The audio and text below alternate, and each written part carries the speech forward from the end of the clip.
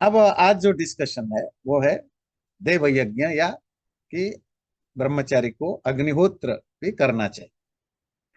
तो दूसरा देव यज्ञ जो अग्निहोत्र को कहते हैं, और विद्वानों का संग सेवादि से होता है। देव यज्ञ सिर्फ अग्निहोत्र नहीं, विद्वानों का संग सेवादि से होता है। और संध्या और अग्निहोत्र सायं प्रातः दो ही काल में करे। ये दोनों लाइन में काफी सारी मैसेज है। पहली चीज है अग्निहोत्र, जिसको यज्ञ कहते हैं, जिसका नाम देव यज्ञ है। देव यज्ञ तो जानते हैं, पंच महायज्ञों में से देव यज्ञ। अग्नि में आहुति देना यज्ञ का एक पार्ट है। दूसरा पार्ट क्या है? विद्वान और धर्मात्माओं के साथ संग करना, सेवा करना। संग और सेवा समझते हैं? यज्ञ का क्या डेफिनेशन है? दाना दाने देव पूजायाम संगति करने, कुछ देना, ऑफर करना, देवता की पूजा, और संगति, संगति मतलब यूनियन। तो दान तो ठीक है, आप घी सामग्री सृष्टिकृत आदि आहुति के रूप में देते हैं वो हुआ दान। देव पूजा परमात्मा की भक्ति करते हैं, वो हुआ देव पूजा। संगति किसकी करते हैं? वो कहते हैं विद्वान, ज्ञानी, धर्मात्मा। धर्मात्मा मतलब जो साधु अच्छे लोग हैं, उनके उनके साथ समय बिताना, उनके साथ सेवा, उनकी सेवा करना। और संग का मतलब सिर्फ बैठना नहीं होता, मतलब उनका प्रवचन सुनना, उनकी बातें सुनना, उनसे क्वेश्चन आंसर करना, फिर उनको उनको रिसीव कर, रेस्पेक्ट करना। ये जब जब होता है तभी यज्ञ पूरा होता है। बात क्लियर हुई? अगेन मैं रिपीट, ये बहुत इंटरेस्टिंग है कि हवन, हवन का सिर्फ एक पार्ट है। हवन में तीन चीजें होती हैं दान जो आप ऑफर करते हैं, देव पूजा परमात्मा की भक्ति करते हैं, और संगति। कोई भी धर्मात्मा, धर्मात्मा क्लियर है, जो धार्मिक व्यक्ति है, या कोई साधु सन्यासी है, या कोई विद्वान है, मतलब हर एक से आपको अलग अलग चीजें मिलेगी ना। मेरी बात समझ में आती है? विद्वान का फायदा अलग है, धर्मात्माओं का अलग है, साधु संतों का अलग है। आप कहेंगे क्या डिफरेंस है? धर्मात्मा के साथ बैठेंगे वहां धर्म, आप उसकी पर्सनालिटी से आप इन्फ्लुएंस्ड होंगे, मोटिवेटेड होंगे। जो खुद ही धर्मात्मा हो, जो अपने लाइफ में धर्म की जो भी अंग है उसको पालन करता है, वो अपने आप में ही बड़े, उसका प्रेजेंस, उसकी उपस्थिति ही अपने अंदर मोटिवेशन लाता है। और साधु संत स्पिरिचुअल लोग होते हैं, तो आपको वो स्पिरिचुअलिटी की ज्ञान देते हैं। हाँ, आपको उनसे फायदा होता है। और विद्वान तो आपको शास्त्र ज्ञान देता है। तो ये तीनों तरह में से कोई भी हो या तीनों हो, इनकी इनको भी साथ रखना, वहां होना, उनकी सेवा करना, और उनके साथ संग मतलब उनके साथ डिस्कशन, बातचीत, प्रश्नोत्तर। बातचीत ये नहीं बातचीत कि भाई आप कैसे हैं, बच्चे कैसे हैं, शेयर का शेयर मार्केट कहाँ गया। मतलब बातचीत मतलब जो जिस जिस सब्जेक्ट से वो है, धर्म के बारे में, ज्ञान के बारे में, उनसे प्रश्न पूछो, क्वेश्चन आंसर करो ना, उनसे कुछ उपदेश लो। ये होता है सेवा। ये दोनों मिलके अग्निहोत्र बनता है, ऐसा स्वामी जी कहते हैं। और अगला, संध्या और अग्निहोत्र सायं प्रातः दो ही काल में करे। तो संध्या और अग्निहोत्र रोज सुबह और शाम करें। तो कहेंगे हमें पता है, इसमें इंटरेस्टिंग क्या है? इंटरेस्टिंग है, पता नहीं कहाँ से हिंदू धर्म में, सनातन धर्म में जो लोग नहीं करते हैं वो तो नहीं करते हैं। जो लोग करते हैं कुछ दक्षिण भारत में, काशी वगैरह में जो ट्रेडिशनल ब्राह्मण है, वो त्रिसंध्या करते हैं। त्रिसंध्या मतलब तीन टाइम करते हैं। जैसे वो मुसलमान लोग 5 बार नमाज पढ़ते हैं ना, तो जो पौराणिक ब्राह्मण है वो 3 टाइम संध्या करते, सुबह, दोपहर को और शाम। तो इस पर स्वामी जी ने बहुत लिखा है। उन्होंने कहा कि आप ये त्रिसंध्या का कॉन्सेप्ट कहाँ से लाए? संध्या तो उसको कहते हैं जो ट्यूबलाइट, दिन और रात जहां मिलते हैं, तो सुबह मिलते हैं और शाम को मिलते हैं। और सारे शास्त्रों में संध्या इसी को कहा गया। तो संध्या दो ही है, संध्या मतलब ही ट्विलाइट है, union of day and night. तो उसी में ही आपको ये ईश्वर, जो ईश्वर भक्ति, ईश्वर उपासना आप सुबह शाम करते हैं संधि काल में, संधि मतलब यूनियन के टाइम पर, उसी को संध्या कहते हैं। अब ये अचानक पौराणिकों ने कहाँ से फिर तीसरी, बोले ये त्रिसंध्या है, तो मध्याह्न काल को दोपहर में भी संध्या करनी शुरू कर दी। तो उसको, उसी को नोट करने के लिए या हाईलाइट करने के लिए स्वामी जी कहते हैं दो ही टाइम में ही संध्या करना, न्यून से न्यून 1 घंटा पर्यंत ध्यान अवश्य कर। जैसे समाधिस्थ होकर योगी लोग परमात्मा का ध्यान करते हैं, वैसे ही संध्योपासना भी करें। तो स्वामी जी सजेस्ट करते हैं कम से कम 1 घंटे के लिए मेडिटेशन जरूर करें। और संध्या जो है अगर आप ठीक ठाक करते हैं, खाली मंत्र बोल जाते हैं, तो 7 से 8 मिनट में संध्या हो जाएगी। अगर थोड़ी सी मिनिमम प्राणायाम करना, थोड़ी सी ये करना, तो 10-15 मिनट में हो सकता है। तो 15 और ये 10-25 मिनट की लग सकता है। अगर आप फास्ट करना चाहें तो दोनों संध्या और हवन 15-20 मिनट में भी हो जाता है। स्वामी जी का कहना है कि एक तो संध्या को बिल्कुल भक्ति भाव से करें, और 1 घंटा मेडिटेशन कम से कम करें। मतलब कम से कम, मतलब सुबह शाम 1-1 घंटा करो, या आधा आधा घंटा करके करो, जैसा भी करो, पर 1 घंटा आप स्पेंड करें मेडिटेशन। और जो उससे ज्यादा जो महत्वपूर्ण बात वो बोलते हैं, जैसे समाधिस्थ होकर योगी लोग परमात्मा का ध्यान करते हैं, वैसे ही संध्योपासना करो। संध्योपासना में मतलब संध्या में वैसे ही लगन लगाओ, उतने ही भक्ति से, उतना ही डेडिकेटेड, उतना ही फोकस्ड होकर करो, जैसे कोई समाधि में बैठा हुआ योगी अपने मन को ईश्वर में लगा करके मेडिटेशन करता। आपकी संध्या ही मेडिटेशन में कन्वर्ट हो जाए, इतनी भाव से करो। और जब आप भाव से करोगे फिर तो वो 10 मिनट भी हो सकता है, 1 घंटा भी हो सकता है, 2 घंटे भी हो सकता है, क्योंकि आप हर चीज, आप मेडिटेटिव मोड में आ जाते हो, तो कोई वो नहीं होता है। तो ये ध्यान देना है, समाधिस्थ योगी जिस तरह परमात्मा को ध्यान करता है, संध्या उपासना को उसी तरीके से करो। दूसरा, अग्निहोत्र कर्म, दोनों संधि वेला, संधि मैंने बताया दिन और रात मिलने का पीरियड को संधि कहते हैं। संधि का मतलब है कि दो का मिलना। तो दोनों जो संधि वेला सुबह और शाम में, अर्थात सूर्योदय के पश्चात, ये ध्यान दीजिए, सूर्योदय के पश्चात आफ्टर सनराइज, और सूर्यास्त के पूर्व बिफोर सनसेट अग, अग्निहोत्र करने का समय है। बहुत लोग पूछते हैं कब करना चाहिए। तो हमारे यहाँ कोई भी पूजा या अग्निहोत्र जो भी है, इवन पौराणिक लोगों की भी जो पूजा व्यवस्था है, उसमें भी ये रूल है कि सनसेट के बाद, सूर्यास्त के बाद नहीं होनी चाहिए, और सूर्योदय के बाद ही होनी चाहिए। रात को पूजा पाठ, मेडिटेशन तो आप कभी भी कर सकते हैं, मेडिटेशन प्राणायाम की कोई टाइम नहीं है, आप आधी रात को भी कर सकते हैं।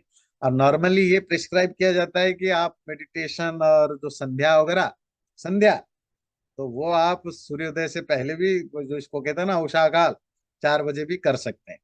पर जो यज्ञ है, हवन है या पूजा है, वो आपको सनराइज टू सनसेट, सूर्योदय से सूर्यास्त के बीच में, अर्थात दिन में ही करना। बात समझ में आई?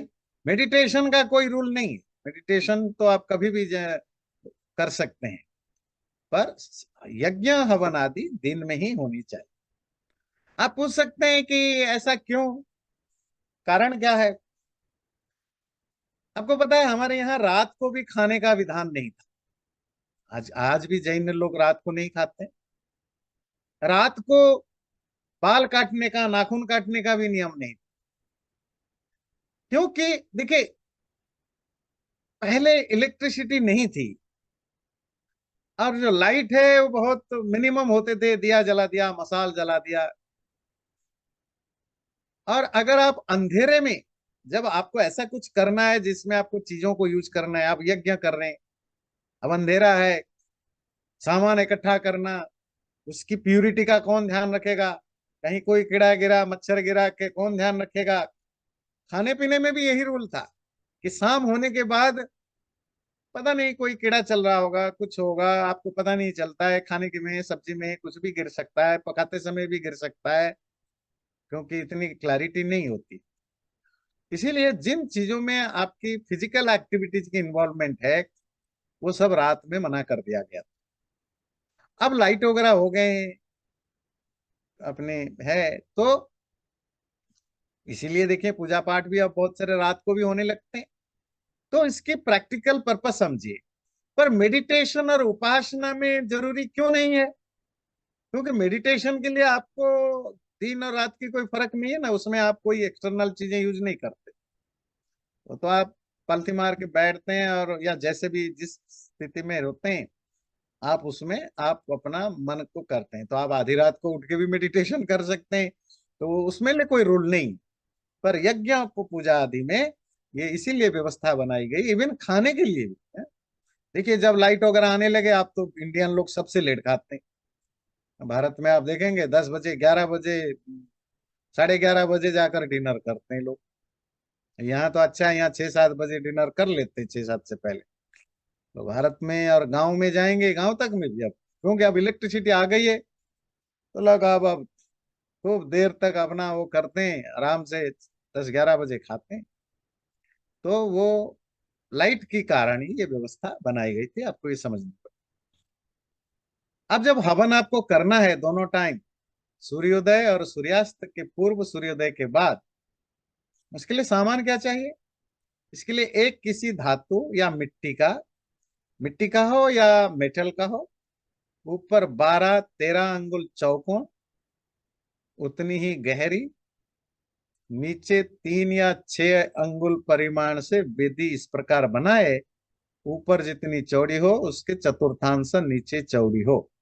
हवन कुंड है, उसकी क्या मेजरमेंट है? मिनिमम तो वो ऐसा बने कि पिरामिड की तरह हो, उसका ऊपर का हिस्सा बड़ा हो और नीचे के हिस्सा 4 गुना छोटा हो।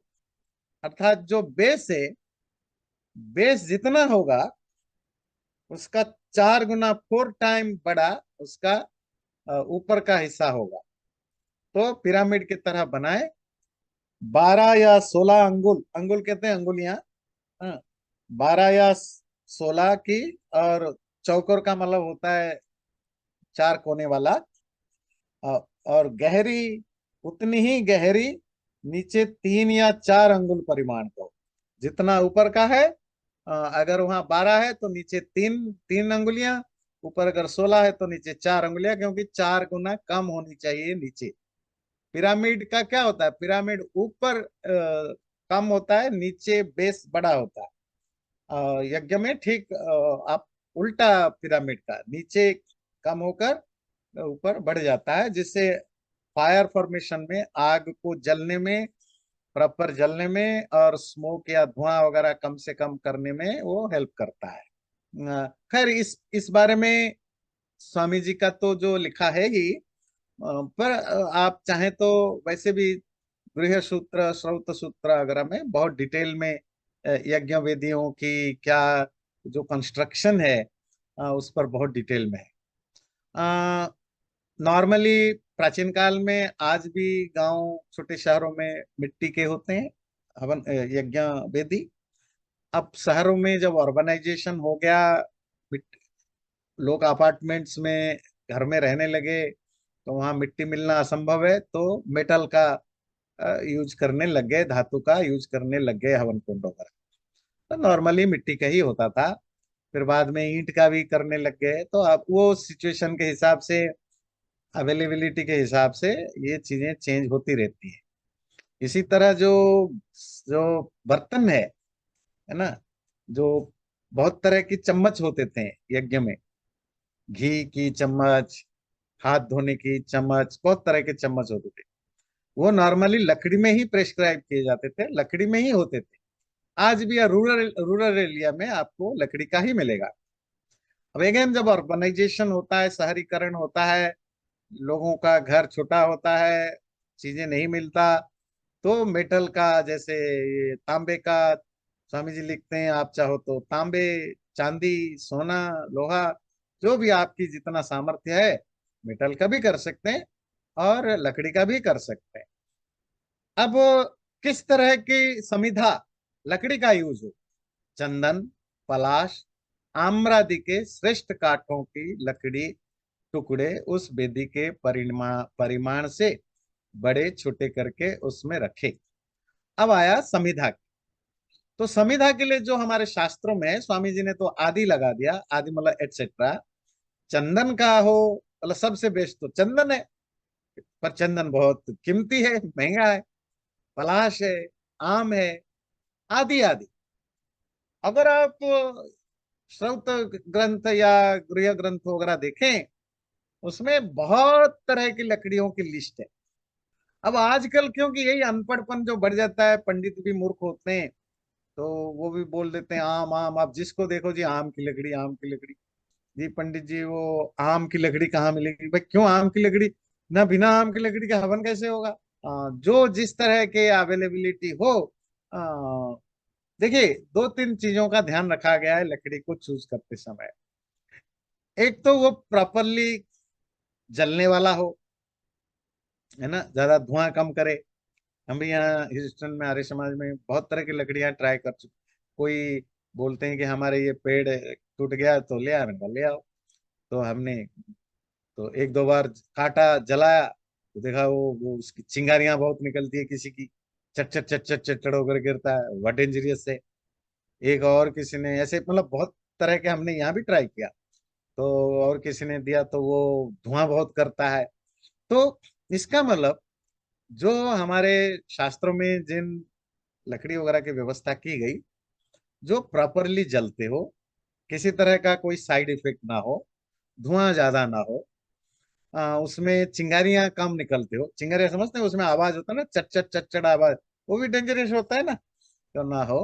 आ, तो इस तरह के और भी जो भी उसकी गुण क्वालिटी वगैरह देख करके हमारे पूर्वजों ने, एंसेस्टर्स ने क्या कि यही यही लकड़ियां यज्ञ में यूज करना चाहिए। तो उसमें आम अकेला नहीं है, आम बहुत सारे पेड़ों, लकड़ियों में से एक है। तो यहाँ हम देखते हैं जो पाइन की लकड़ी है वो बहुत अच्छी होती है, जो हमारे समाज में यूज करते हैं। बहुत अच्छा जलता भी है और उसकी स्मेल बहुत अच्छी है। तो जिस, अब यहाँ तो वो तो पलाश नहीं मिलेगा शायद, यहाँ वो आम भी ना मिले। तो जिस राज्य में, जिस देश में जिस तरह की लकड़ियां मिले, और उनमें से जो बेस्ट हो, आग में जलने लायक, प्रॉपरली ज्यादा धुआं ना करे, ज्यादा कार्बन ऑक्साइड पैदा ना करे, दूसरे तरह के प्रैक्टिकल प्रॉब्लम ना हो, ऐसे लकड़ियों को यूज किया जा सकता है। और उनकी साइज क्या हो? जो वेदी है, वेदी के परिमाण से छोटे बड़े करके उसमें रखें। कितना छोटा होगा, कितना बड़ा होगा, ये डिपेंड करता है आपकी हवन कुंड की। तो वेदी बड़ा इंपॉर्टेंट रोल करता है। वेदी इज पार्ट ऑफ द हवन कुंड, है ना। वेदी उसकी बेसिक बनता है, फिर उसके ऊपर हवन कुंड होता है। ये दोनों को मिला के वेदी कहते हैं। तो स्वामी जी कहते हैं वो जो वेदी है, तो उस वेदी के हिसाब से जितना हवन कुंड की साइज हो, उसी हिसाब से आप अपनी जो समिधा या लकड़ी है, छोटा या बड़ा, उसी हिसाब से आप कर सकते हैं। तो उसको हवन कुंड के बीच में रख के, अग्नि रख के, पुनः उस पर समिधा अर्थात पूर्वोक्त ईंधन रख दें। फिर आपको जैसे जिस तरह के भी रखना है, आग जलाना है, वो करते हैं। अब आता है बर्तनों। एक प्रोक्षणी पात्र ऐसा, अब ये चित्र तो यहाँ दिया नहीं, पर स्वामी जी की जो रियल बुक में आप देखेंगे, स्वामी जी ने वहां पिक्चर दे रखा है। प्रोक्षणी पात्र, तीसरा प्रणीता पात्र, आज्यस्थाली अर्थात घृत रखने का पात्र, घी रखने की जगह को आज्यस्थाली कहते हैं।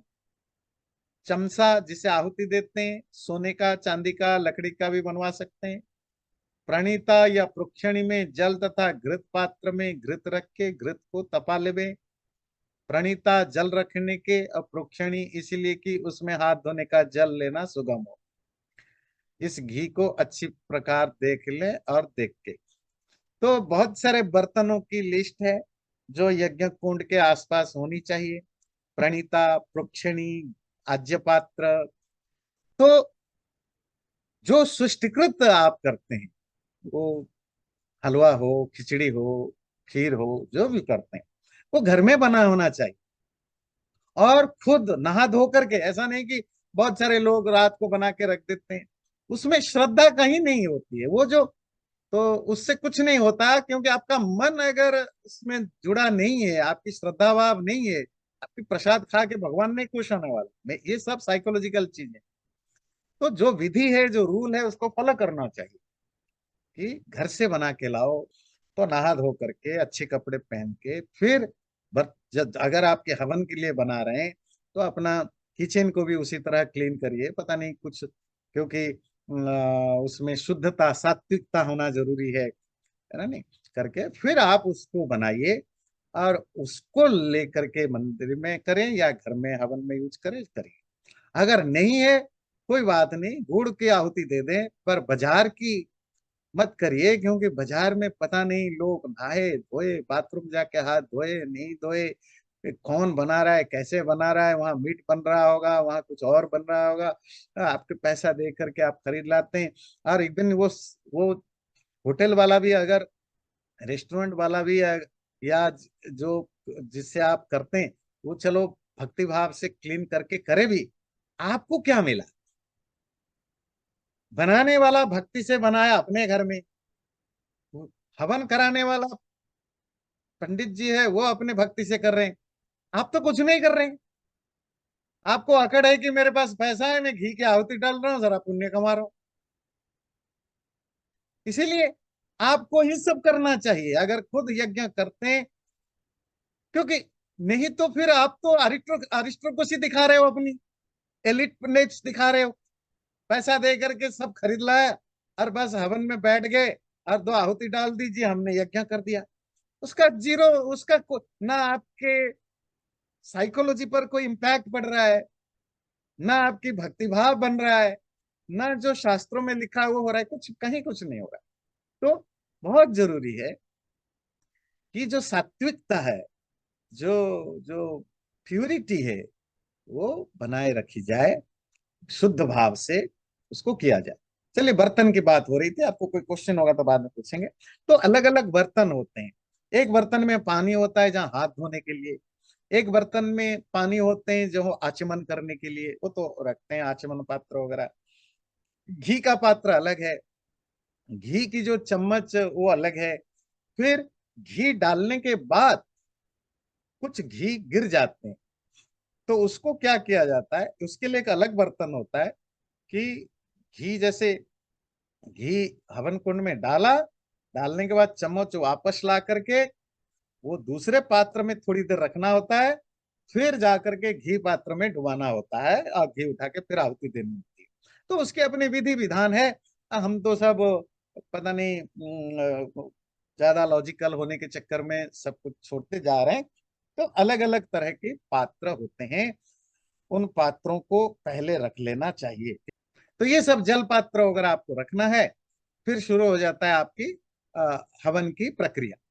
तो हवन जो कुछ भी आप उस घी को अच्छी प्रकार देख लें, देख के भूरग्नये प्राणाय स्वाहा भूर्वाय व्यापानाय स्वाहा स्वरादित्याय व्यानाय स्वाहा भूर्भुवः स्वराग्निवायवादित्येभ्यः प्राणापानेभ्यः स्वाहा। ये आपकी ऑलमोस्ट लास्ट मंत्र होता है आखिर में।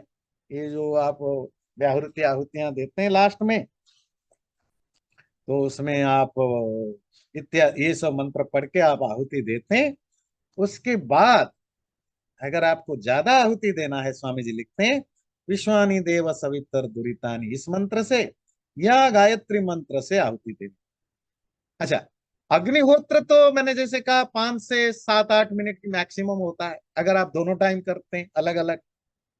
अगर आप एक ही टाइम करते हैं तो 2 मिनट और एक्स्ट्रा लग जाएगा एक साथ करने में।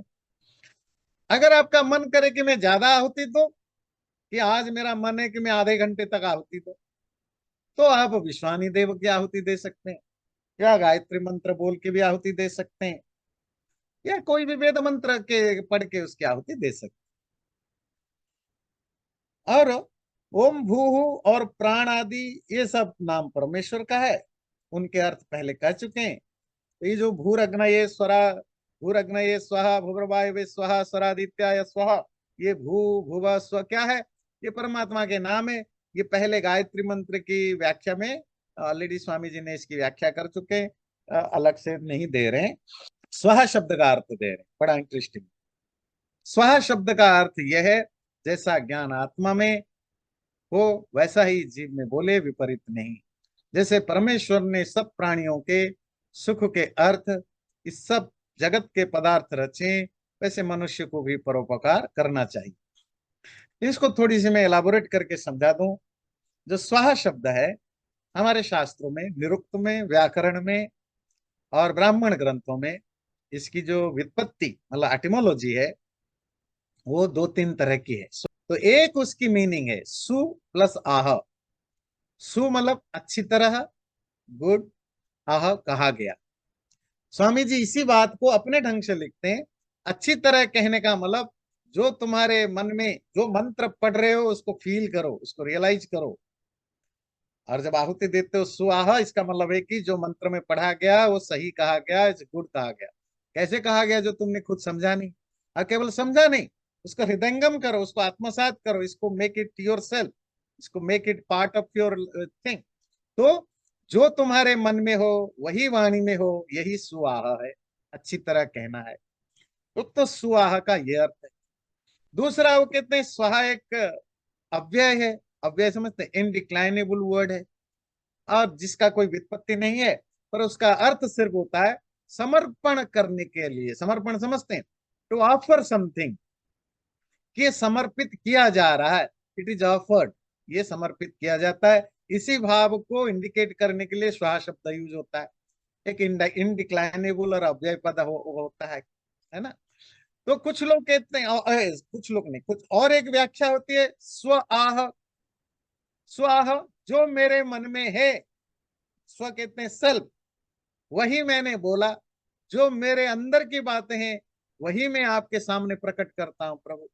तो इस तरह स्वाहा के अलग अलग तरीके से व्याख्या होती है। पर स्वाहा एक टर्मिनोलॉजी है। टर्मिनोलॉजी एक पारिभाषिक शब्द है, जो यज्ञों में आहुति देते समय मुंह में बोला जाता है। ये उसका बेसिक यूज है। उसकी मीनिंग जो हो वो अलग चीज है। पर स्वाहा शब्द एक तरह के क्यों है, क्यों समझते हैं? एक तरह क्यों है, तो स्वाहा के साथ ही आहुति देनी होती है। बाकी स्वाहा शब्द मंत्र के आखिर, अच्छा ये यज्ञ में एक रूल है, ये भी ध्यान से दीजिए। यज्ञ में एक नियम है कि मन जब आप मंत्र पढ़ते हैं और जो क्रिया करते हैं, क्रिया मंत्र पढ़ने के बाद होनी चाहिए। सपोज आचमन कर रहे हैं आप, तो आप बोल रहे हैं शन, है ना, शन्नो देवी, संध्या में मंत्र बोल रहे हैं शन्नो देवी, या यज्ञ में बोल रहे हैं अमृतोपस्तरणमसि स्वाहा। तो अमृतोपस्तरणमसि स्वाहा बोलेंगे, फिर आचमन करेंगे। और अगर आप नहीं बोल रहे हैं, आचार्य बोल रहे हैं, पंडित जी बोल रहे हैं, या कोई दूसरा बोल रहा है, तो आप तब तक स्वाहा बोलने तक वेट करेंगे। तभी स्वाहा हमेशा यज्ञ में क्यों होता है? एक्ट करने के लिए। जो भी आप कर्म करते हैं उससे पहले नहीं करनी। सपोज आप आहुति दे रहे हैं, है ना, गुरु जो भी है, कि स्वाहा तभी करना चाहिए। कभी कभी हम समझते नहीं है, हमें समझाया नहीं जाता है, तो हम मंत्र के साथ ही काम करना शुरू कर देते हैं। नहीं, आपको स्वाहा तक वेट करना, या मंत्र फिनिश होने तक वेट करना है, वेट करना है। जब मंत्र का अंत हो तो आपकी क्रिया स्टार्ट। इसके पीछे रूल है कि आप दोनों चीजों को एक साथ नहीं कर सकते। जब आप बोल रहे हो तो आपके हाथ नहीं चलनी चाहिए, जब हाथ चल रहा हो तो आपको बोलनी नहीं चाहिए। या जब अगर आप खुद नहीं बोलते, कोई बोलता है, तो वो आपके बिहाफ बोलता है। ध्यान दीजिए, मंत्र किसको बोलना चाहिए? यजमान को, जो हवन कर रहा है। क्योंकि यजमानों को आजकल संस्कृत आता नहीं है, बात आर्य समाज की नहीं, कोई भी हो, पौराणिक हो, आर्य समाज कोई भी हो, क्योंकि अब संस्कृत आता नहीं, लोग इतने धर्म वगैरह में इंटरेस्ट नहीं रखते। तो पंडित जी जो है ऑन बिहाफ ऑफ यजमान मंत्र बोलता है। मंत्र बोलना तो यजमान को चाहिए। आचमन आप क्यों करते हैं? आपने पहले भी पढ़ा, आचमन क्यों करते हैं? गला साफ करें कि मंत्र पढ़ सकें, ठीक ठीक, है ना? नहीं तो अब क्योंकि ठीक है, अब कोई संस्कृत लोगों को आता नहीं है, या लोग संस्कृत नहीं भी आए, तो वो धर्म में इतना श्रद्धा ना होने से कभी कभार यज्ञ पूजा वगैरह करते हैं तो उनको याद नहीं, तो पंडित जी आपके बिहार बोलते हैं, तो ठीक है। जब पंडित जी बोल रहे हो तो फिर आप क्रिया नहीं करेंगे जब तक कि वो मंत्र की पूरी ना हो। तो मंत्र पूरी हुई तो जो उस मंत्र के लिए जिस जिस एक्ट के लिए वो मंत्र बोला गया, वो एक्ट आप तब शुरू करेंगे जब मंत्र का एंड हुआ। आपने आप बोले या आपके बिहार पंडित जी बोले, पंडित जी आपके बिहार बोल रहे हैं, तो you have to wait till he finishing the mantra. तो ये आपको ध्यान रखना। स्वामी जी ने लिखा कि स्वहा शब्द का अर्थ है जैसा ज्ञान आत्मा में है वैसा ही जीव से बोले, विपरीत नहीं। मतलब आत्मा मतलब स्व, स्वामी जी ने स्व आह के व्युत्पत्ति या एटिमोलॉजी को लिया है। जैसा मेरे अंदर है स्व में, अपने में, वैसा ही मैं बोलूं, अलग ना बोलूं। तो इस तरह आगे जो क्वेश्चन आंसर है, बड़ा इंटरेस्टिंग क्वेश्चन आंसर है। जैसे होम करने से क्या फायदा, घी खा लेना बेटर, जैसे आजकल पूछते हैं ना लेफ्टिस्ट लोग, बाकी लोग पूछते हैं, भाई घी आप जला के फूंक लेते हो, इससे लोगों को खाना नहीं मिलता है, घी खाने से तो लोगों को एनर्जी होती है, और आप क्विंटल क्विंटल घी फूंक लेते हो, इसका क्या जरूरत है? फिर ये जो सामग्री क्यों डाली जाती है, मंत्र क्यों पढ़ी जाती है, होम न यज्ञ न करने से क्या फर्क पड़ता है, कितनी आहुति देनी चाहिए, ये जो टिडबिट्स हैं, जो बहुत सारे क्वेश्चन हमारे मन में आता है यज्ञ से रिलेटेड, वो हम अगले बार डिटेल में करेंगे। चैनल को सब्सक्राइब जरूर करें और वीडियो अच्छा लगे लाइक भी जरूर करें।